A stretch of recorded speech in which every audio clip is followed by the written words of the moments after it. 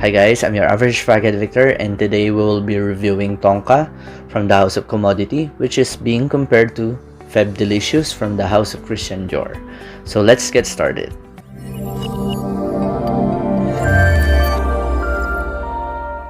Special thanks to a dear friend who lent me this bottle for the review. The nose behind this is Guillaume Flavigny, and this is marketed as a unisex fragrance.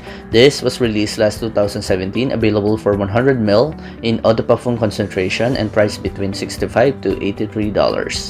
This came with a white box with the silhouette of the bottle and the name of the fragrance in front and commodity on each side, with the size and concentration in the left side. You also got your ingredient information at the back and your batch code at the bottom that matches the one in the bottle. Opening this box, it has multiple flaps and you will be greeted first by a booklet with a slogan, "Behind every bottle is a story." This has a bonus information about the scent, ingredients, and even the perfumer.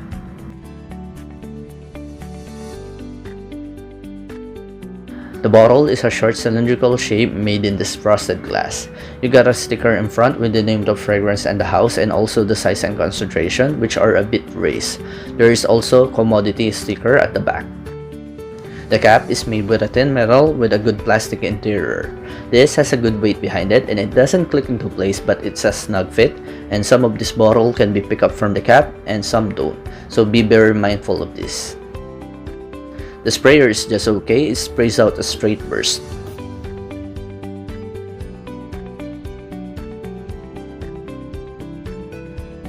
This opens up warm and powdery, and you get a slight bitterness from the almond accompanied by some spiciness from the cardamom. You can also detect the tonka and vanilla here pretty early on. Now comparing the opening side by side with Feve Delicious, I got a small decant here by the way. Feve is definitely sweeter and it has more richness to the overall scent as it has a lot more going on, and the vanilla is much more pronounced and you can detect the cherry as well compared to the commodity tonka. After about an hour, the powdery vibe is still prominent here, but it is a little bit toned down. The benzoin and tonka are coming out a bit more compared to the opening, and it is slowly going to that ambery territory. In the far dry down, tonka and benzoin are the most prominent note you will get in here, and this is a powdery scent all throughout. It has a decent performance, good projection for the first 1 to 1.5 hours, and it lasted on my skin for around 6 hours. Sillage is one of the strongest points of this fragrance, and this lingers in the air really well. Versatility is not that high on this one, as this is strictly a cold weather scent ideal for fall and winter to be worn formally, good for dates and gathering. This is a very easy to wear fragrance as there are no daring notes in this unless you don't like powdery or tonka based scent. Projection is good but not overly strong that you will be offending the people around you.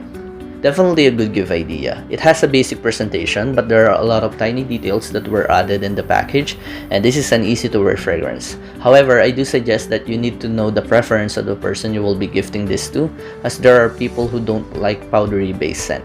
Overall, this is a really solid fragrance. It has a good performance and a very warm, cozy, powdery scent profile.